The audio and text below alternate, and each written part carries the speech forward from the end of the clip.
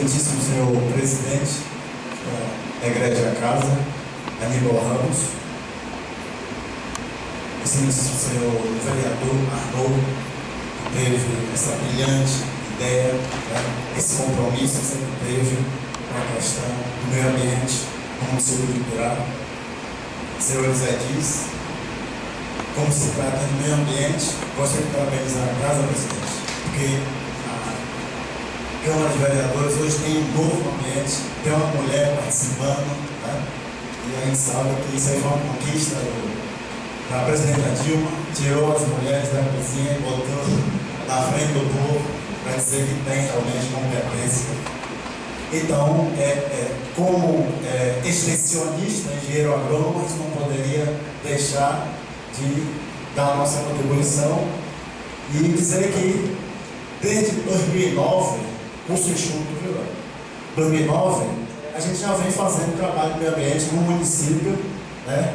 O vereador Arnoldo, na época, como presidente do Sindicato dos Trabalhadores Rurais, me dava a honra de nos acompanhar nas comunidades rurais e em todos os temas abordados, a gente colocava a gravidade da manipulação dos produtos, dos pesticidas, dos agrotóxicos, e eu gostaria de licença e dizer dos venenos. Pode consoar a mensagem.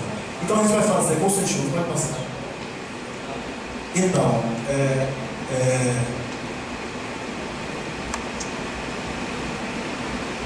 esse momento é um momento importante, né? Gostaria também de parabenizar o secretário da Agricultura do município, César, que está aqui presente, pelas oportunidades que tem nos dado, inteligentemente criou um grupo de meio ambiente da Secretaria da Agricultura e a gente tem tido a oportunidade de fazer visitas, de fazer vistorias nos curtumes, dos municípios, e o prefeito, muito inteligente, percebeu a importância de estar vendo o problema com o Rio do Peixe. O vereador Divanilson foi muito inteligente quando lembrou da necessidade de se olhar para a questão da manutenção de parques e jardins. Foi muito inteligente porque trata-se de manipulação de um produto perigoso, que não só é nocivo para a saúde de quem está aplicando, como também, vereador, dos transeuntes que ali estão circulando. Então, te dou parabéns. E com certeza o prefeito Adenildo, com sua preocupação que tem com a sustentabilidade do município, eu tenho certeza que ele vai olhar a sua observação. Então, rapidamente a gente iria só aqui fazer uma viagem dentro dessa questão ambiental, dessa crise ambiental que estamos atravessando, Todo mundo sabe, o planeta Terra pode passar. Hoje passa por essa crise, não é só a nível municipal, mas a nível mundial. A China, com 10 mil quilômetros quadrados de deserto, equivalente à estrada de Sergipe, a Turquia, 30% das terras cultiváveis sofre desertificação, o Brasil aí, baixo do Rio Amazonas, seca no sertão, pragas, fome, miséria, violência, depredação ambiental, tudo isso em função das ações antrópicas, das ações do homem. Então, o meu foco seria, de uma forma objetiva, a gente ter um olhar na questão da manipulação dos agrotóxicos, na manipulação dos pesticidas, na manipulação dos venenos.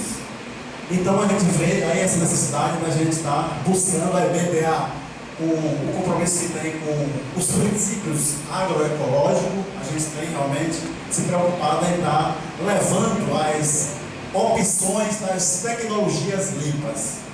Então, pode passar.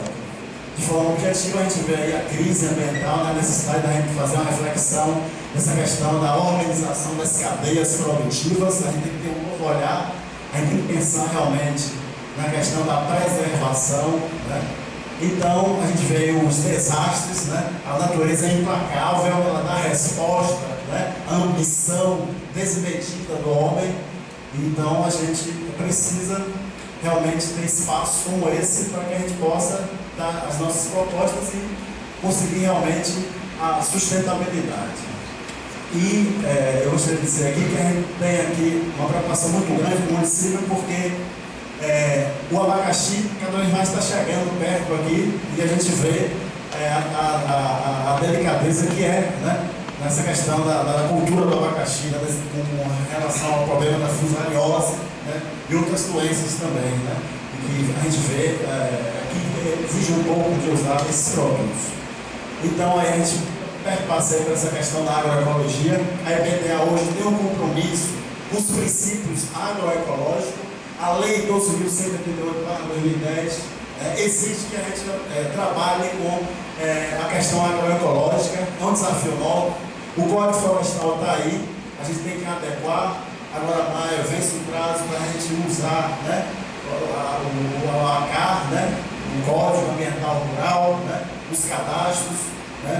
Então, a gente vê aí, eu queria só fazer aqui uma análise, né, desse material, desse trabalho que a gente tem usado, né, através do nosso professor Daniel Dourado, que é a agricultura camponesa, agricultura familiar e o agronegócio. A gente vê aí que o tratamento é diferente. Aí a gente tem um crédito de 14%, né, terras 24%, produção global 40%, produção de comida 70%, mão de obra ocupada 74%.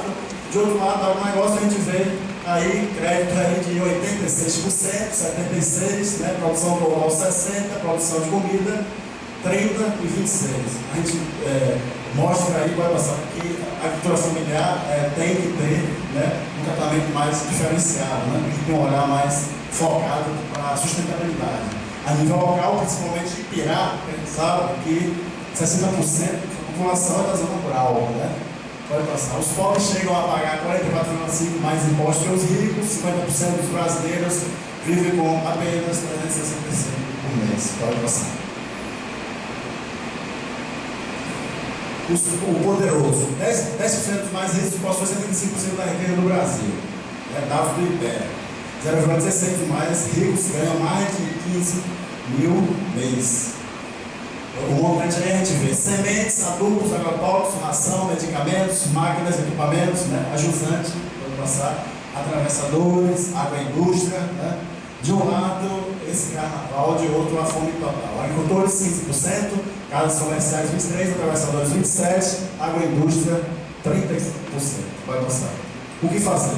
Capacitação. Aí é que entra a parte da gente. Eu, como extensionista, como um soldado que tem um papel de estar dando as orientações técnicas, a gente foca no desenvolvimento sustentável. A questão de levar ao conhecimento dos trabalhadores e das trabalhadoras a introdução de tecnologias limpas, isentas de agrotóxico. Profissionalização, tecnologias, organização, importância do associativismo, agroecologia, tudo isso. Agrotóxicos e fertilizantes. Eu achei interessante, porque diante desses trabalhos que a gente tem feito, porque isso aqui é apenas uma continuação do trabalho dos sindicatos de trabalhadores rurais, né, que a gente tem realmente dentro das comunidades. O povo até fala que eu vivo mais na roça do que no escritório, a gente precisa ver. E só para chamar a atenção, para a gente fechar aqui, da gravidade que é a manipulação com esses produtos, né? Manipular esses produtos exige realmente cuidados, existem muitas cautelas, existem técnicas, né? Até para você usar um produto, um recipiente daquele que usa agrotóxicos, você tem que passar por uma tríplice lavagem, tem que pegar aquela embalagem, levar para um armazenamento específico. Então a gente tem que estar alerta a isso. Às vezes a gente fala desse problema e as pessoas teoricamente acham que é besteira, né?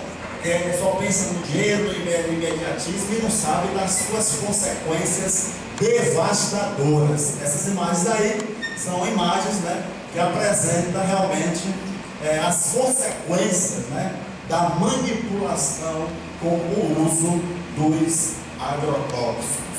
Veneno, né? Vai passar. Aí, tá aí, né? Isso é o que a gente consegue ver, né? Isso vai a pequeno, a médio e a longo prazo. Deformações, né? Aberrações cromossômicas, realmente esses efeitos são devastadores, né? Vai passar. Aí, para todo mundo, essa aí é para a gente.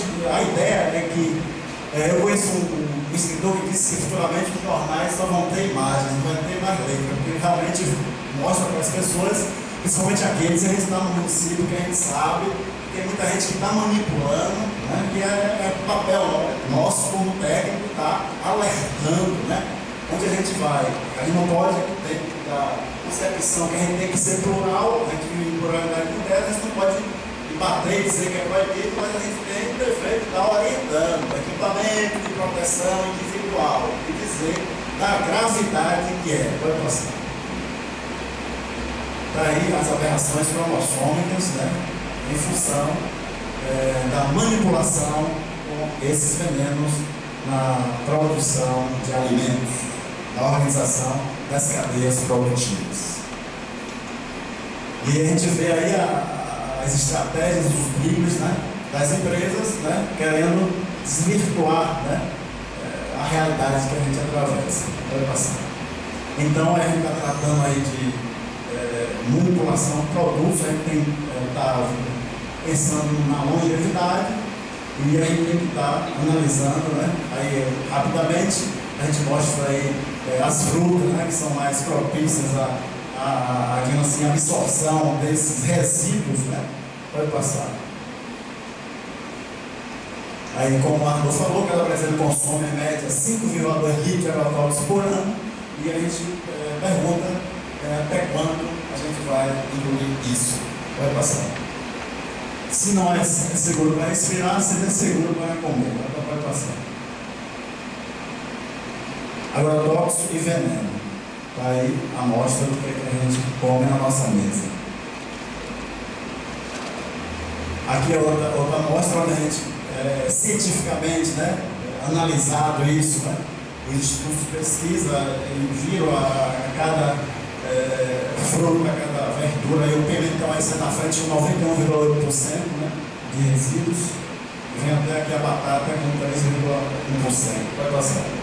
E aí a gente vê aí, dentro da ciência, né, o homem está fazendo suas experiências e vendo os seus resultados, né, usando esses resíduos. O pesticida, eu acho que isso é suficiente, né? Ele afeta a reprodução humana, né? Aí, consequentemente, as aberrações cromossômicas. O pesticida provavelmente afeta o sistema nervoso central, provocando variedade de doenças degenerativas, tais como Parkinson, até distúrbio comportamental e até células cancerígenas. Vai passar. Então, dentro da nossa proposta, né, de assistência técnica e ciência rural, vai passar. Aí eu queria só mostrar para vocês que às vezes a gente se alimenta de forma assim, despercebida, né, e a gente não sabe da gravidade que é, né, dentro das embalagens que nós utilizamos, né, as donas de casa, a importância que está lendo, né, esses aditivos, né, e dos seus efeitos, né. Vai passar.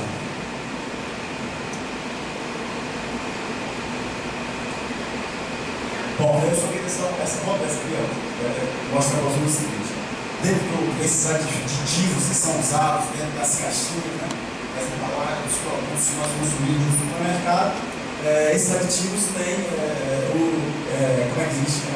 Pode causar, são consequências de colesterol, alergias, câncer do estômago, esôfago, alergias de distúrbios gastrointestinais, na bexiga, redução do nível de vitamina B, mutações genéticas, como nós vemos, anemia, alergias, toxicidade sobre fetos, podendo nascer crianças com malformações, cirrose hepática, descalcificação de ossos, tóxicos aos rins e fígado, interfere na reprodução, anemia, descalcificação, convulsões, quando preparado em desacordo.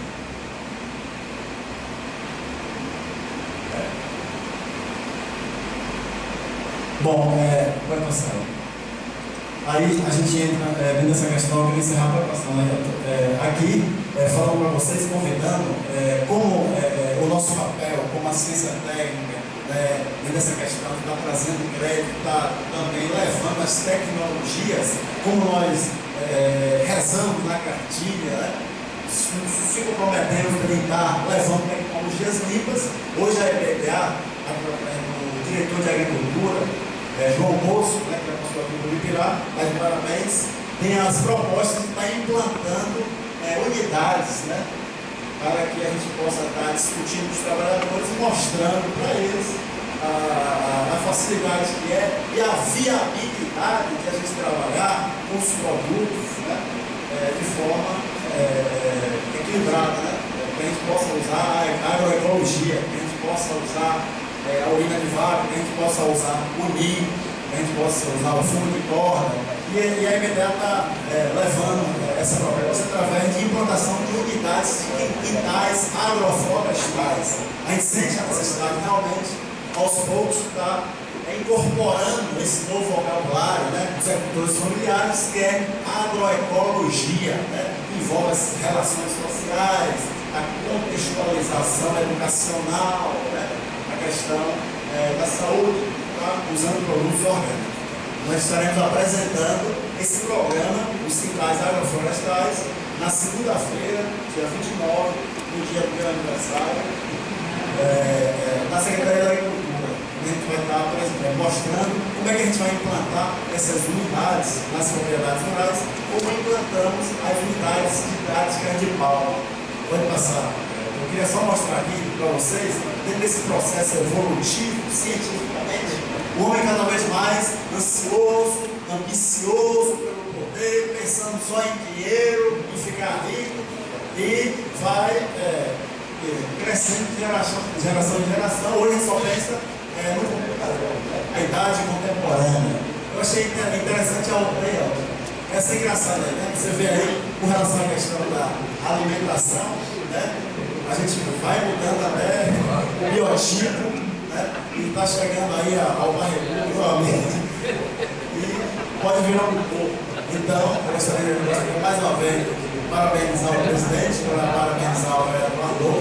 Dizer que estamos aqui para brigar, para lutar e colocar em ação a sustentabilidade do município de Ibirá. Muito obrigado.